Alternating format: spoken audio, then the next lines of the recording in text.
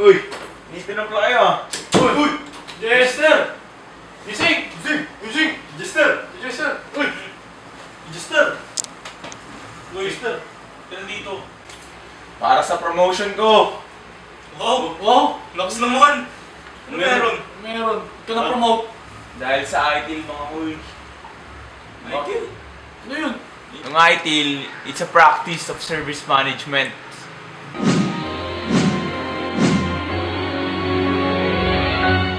Kung wala ka nang maintindihan, Service kung wala management. ka nang makapitan.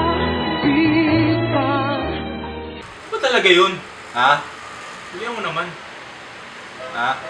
Ha? Ano ba talaga yun? Gusto mo naman pag-i-explain, boy. Kung maintindihan eh. Alam nyo, marami talaga yan eh.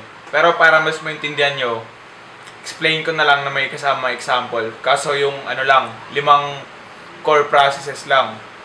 So yung una, yun yung strategy. Strategy, ito yung ano, pinaplano mo kung ano yung setup ng lugar mo. Tapos, paano mo itatayo, saan mo itatayo yung business mo. Tapos, yun yung isa sa mga pinaka-importante. Yun pala yun. Alam nyo, marami talaga yan eh. Yung ano, halimbawa magbibigay ako ng example sa isang restaurant. Sa pinakauna, yung ano, strategy. So, di ka naman magtatayo ng restaurant sa ano eh, sa bundok. Lugi yun. Tapos, set up mo yung environment ng restaurant mo. Halimbawa, dapat pleasing, tapos maangas dapat yung lugar. Yun pala yun. So, sa pangalawa naman, ito yung ano, sa design. Ito naman yung pag-aayos sa menu, kung sa pagpepresyo. Siyempre, halimbawa, sa menu, di mo naman uunahin yung mga desserts. Siyempre, unahin mo yung mga mabibigat na pagkain. Yun pala yun. Yung pangatlo, ito naman yung transition. Ito naman yung mga may sinusundan kang standard. Halimbawa, recipe para maganda yung lasa, standard yung lasa. Tapos, ito rin yung ano, syempre, pag malamig, di ka maghano ng ice cream. Dapat may mga sabaw para mainit.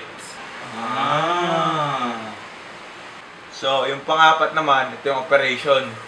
Sa operation, ito yung ano, nihiwalay-wala yung mga gawain. Halimbawa, pag tagaluto ka lang. Wala ka na ibang gagawin, magluluto ka lang.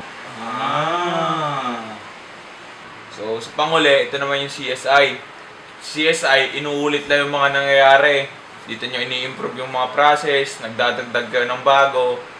So, kung ako sa inyo, mag-ITIL na rin kayo. Kahit mahaba to, pag ganun lang rin ito kadali. Ganun pala yun. Kaya mag-ITIL na rin ako. Kaya kayo, ITIL na rin kayo. Bye!